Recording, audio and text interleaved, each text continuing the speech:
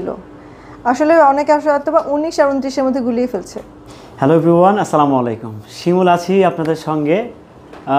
সারাদিন কালকে সারাটা দিন বরবাদময় হয়ে গিয়েছে, মানে অনেক টানটান উত্তেজনার পর যাই হোক, যে কোনোভাবেই হোক, যে কোনো কিছু করে হোক, 16 সেকেন্ডের কর্তনের বিনিময়, যেটা হচ্ছে তার বিনিময় হচ্ছে সেন্সর সার্টিফিকেশন পেয়ে গিয়েছে বরবাদ। তার সাথে বরবাদের যিনি মেইন মালিক আছেন, প্রডিউসার, তার সাথে আজকে কথা বলবো। আপু আসসালামু আলাইকুম। ওয়ালাইকুম আসসালাম। কেমন আছেন? আলহামদুলিল্লাহ ভালো, আজকে একটু বেটার। আচ্ছা, এই যে বরবাদ সিনেমা নিয়ে যে এত প্রকারের এত কিছু হয়ে গেল, জাস্ট একটা সেন্সর সার্টিফিকেট নিয়ে, এই যে কেউ বলতেছে 12 মিনিট, কেউ বলতেছে 8 মিনিট, কেউ বলতেছে 9 মিনিট, কেউ বলতেছে 1 মিনিট 26 সেকেন্ড। হ্যাঁ, এটা স্পেসিফিকলি কত সেকেন্ড করতো না আসলে? অনেকে অনেক কথা বললো। আজকে আমি একটা দেখলাম যে একজন বলছে 2 ঘন্টা 29 মিনিট ছিল। আসলে অনেকে হয়তো বা 19 আর 29-এর মধ্যে গুলিয়ে ফেলছে।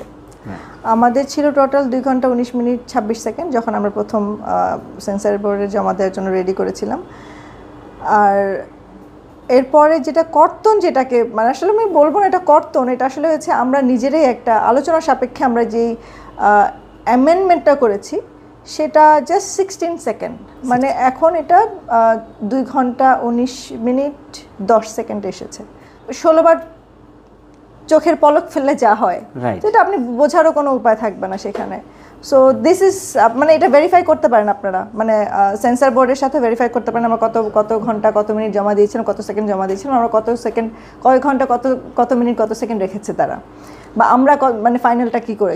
টোটাল আমাদের যে কারেকশন ছিল, অ্যামেন্ডমেন্ট ছিল, সেটা ছিল 16 সেকেন্ডের। তো প্রথম থেকে ছিল 2 ঘন্টা 19 মিনিট 26 সেকেন্ড, আর আমরা অ্যামেন্ডমেন্ট করে যেটা পাঠিয়েছি সেটা ছিল 2 ঘন্টা 19 মিনিট 10 সেকেন্ড। সো এটা 16 সেকেন্ডের একটা ডিফারেন্স, যেটা খুবই ছোট। আর এটা নিয়ে যেটাতে গল্পে তো পরেই ইভেন আমাদের কোনো সিনেই কোনো ব্যাঘাত ঘটবে না। সো আমার মনে হয় না যে এটা বড় কোনো, মানে এটা কর্তন বলবো না এটাকে, এটা হচ্ছে একটা মানে জাস্ট আমরা ছোট্ট একটা অ্যামেন্ডমেন্ট করেছি, আমাদের মতো করেই করেছি। ওনাদের রিকোয়েস্ট ছিল যে যতটুকু করা যায় দেখেন কতটুকু কী করতে পারেন, গল্পের যেন ব্যাঘাত না ঘটে, ওটা করেই আমরা মানে এটা করেছি চেঞ্জেসটা। প্রথমবারের মতো সিনেমা প্রডিউস করছেন, প্রথমবার এসেই যে এরকম একটা, আমি আসলে এটাকে কী বলবো, মানে এই প্রথমবার এসে যে মোটামুটি একটা ঝামেলা টাইপের মতো পড়ে গেলেন, যে ঈদে রিলিজ করতে গিয়ে হচ্ছে এটা সেন্সর হবে কি হবে না, সিনেমা হল মালিকরা উৎকণ্ঠায়, সাকিবিয়ানরা উৎকণ্ঠায়, রীতিমতো মানে একটা অন্যরকম ব্যাপার স্যাপার ক্রিয়েট হয়ে গেছিলো কালকে। নিশ্চয়ই সেটা আপনিও জানেন যে সোশ্যাল মিডিয়ার রীতিমতো ঝড় উঠে গেছে, যে গরম, একদম গরম। তো যারা জানতো না যে বরবাদ নামে কোনো সিনেমা আছে, সে তারাও জেনে গেছে যে না, বাংলাদেশে শাকিব খান একটা সিনেমা করেছে যার নাম হচ্ছে বরবাদ। হ্যাঁ, তো এই ব্যাপারটা আসলে আপনার কাছে কেমন লাগে, যে একটা সিনেমার ক্ষেত্রে একজন প্রডিউসার, অ্যাজ এ প্রডিউসার, যে আপনি একটা সিনেমা বানাবেন, বানানোর পরে এটা তো একটা বিজনেস, ব্যবসা করতে আসেন এখানে। সিনেমাটা বানানোর পরে আপনি একটা জায়গায় জমা দিবেন, এটা জাস্ট প্রিভিউ করবে, প্রিভিউ কমিটি এখান থেকে বলবে এই সমস্যা ওই সমস্যা, আমি ফাইল দিচ্ছি না, এটা কাট হবে, এই হবে সে হবে। এই ব্যাপারটা অ্যাজ এ প্রডিউসার হিসেবে আপনার কাছে কেমন লাগে, অ্যাজ এ প্রডিউসার হিসেবে? প্রথমত যে কোনো কাজ করতে গেলেই কিছু না কিছু তো অবস্টাকলস থাকে, আর আপনি বড় একটা কাজ করতে যাবেন সেখানে কোনো অবস্টাকলস হবে না, সেটা তো মানে পসিবল না। আর এটাকে আমাদেরকে পজিটিভলি দেখিয়েই চলতে হবে, কারণ আমি যদি এই চড়াই উতরাইয়ের মধ্যে দিয়ে না যেতাম, আমি মনে করি যে সব কিছুতে আমার শিক্ষণীয় অনেক কিছুই আছে, এটা লার্নিং প্রসেসের মধ্যে দিয়ে যাচ্ছে, এটা আমার এক্সপিরিয়েন্স হলো। আর খারাপ লাগার ব্যাপারটা আমি বলবো না।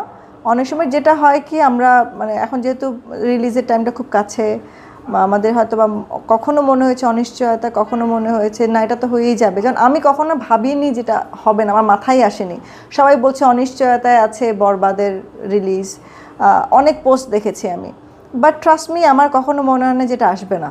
আমার টিম থেকে অনেকে বলছে এটা কি আসলেই আসবে, ফোন করে করে জিজ্ঞাসা করতো আপু কী হচ্ছে, আসবে? বাট আমি বলছি আসবে ইনশাল্লাহ। প্রত্যেকবার যে আমাকে জিজ্ঞাসা করেছেন তাকে বলছি ইনশাল্লাহ আসবে, কারণ আমার ওই সাবকনশিয়াস মাইন্ডে সবসময় ছিল যে there is nothing can stop this film. তো মানে কারণ আমি তো আসলে কোনো কিছু খারাপ করি না, কারো খারাপও চাইনি। সো সেই ক্ষেত্রে আর আমি যেটা পেয়েছি সেটা হচ্ছে আমি সবার কাছ থেকে, মিনিস্ট্রি থেকে শুরু করে, সেন্সর বোর্ড থেকে শুরু করে সবাই খুব মানে সাপোর্টেডলি কাজ করেছেন। আর খুব বিনয়ের সাথে আমাকে যে জিনিসগুলো বলেছেন, আমিও এখন আমার সাথে যদি কেউ খারাপভাবে বলে তাহলে হয়তো আমি ওটাকে অন্যভাবে নেব, বাট আমাকে যদি কেউ খুব পোলাইটলি বলে যে যদি আপনার গল্পের স্বার্থে গল্পতে কোনো চেঞ্জেস না করে যদি আপনি মানে এই ব্যাপারগুলো একটু একটু অ্যাডজাস্ট করতে পারেন, তো আমি দেখলাম যে না, আমার যদি কোনো প্রবলেম হয় সেটা আমি বলেই গিয়েছিলাম, আমি ঢোকার আগেই বলে গিয়েছিলাম আমার গল্পের যদি কোনো প্রবলেম না হয় আমি আমি আমি সেটা দেখে নেব, আর যদি প্রবলেম হয় তাহলে আমি এটা মানবো না। আমি প্রথম থেকেই বলেছি এটা আমি মানতাম না, আর আমি মানার মতো মানুষই না, কারণ আমি আসলে মানে সোজা সাপটা কথা বলতে পছন্দ করি। সো আমি ভয় করে বা কোনো কিছুতে এটা আমার মধ্যে নেই, কোনো কিছু ভুল হলে তো ভুল। তো আমার কাছে মনে হয়েছে একটু একটু খারাপ লেগেছে প্রথম, বাট ওই যে বললাম যে একটা আশা তো আছে দেশের। আমার কাছে সবচেয়ে বেশি মনে হচ্ছে যে পুরো দেশের মানুষ, অডিয়েন্স, হল মালিকরা আমার দিকে তাকিয়ে আছে, আমার সিনেমাটার দিকে তাকিয়ে আছে। তো সেখানে আমার কাছে তখন মনে হচ্ছে আমার চাইতে বেশি টেনশন হয়তো বা ওনাদের। আমি তো সিনেমাটা তবে এখন না, যদি কোনো কারণে যদি আটকেও যায়, আমার না হয় এর পরের বার হয়তো বা আমি পেয়ে যাব, পরের ঈদে হয়তো বা আসবে।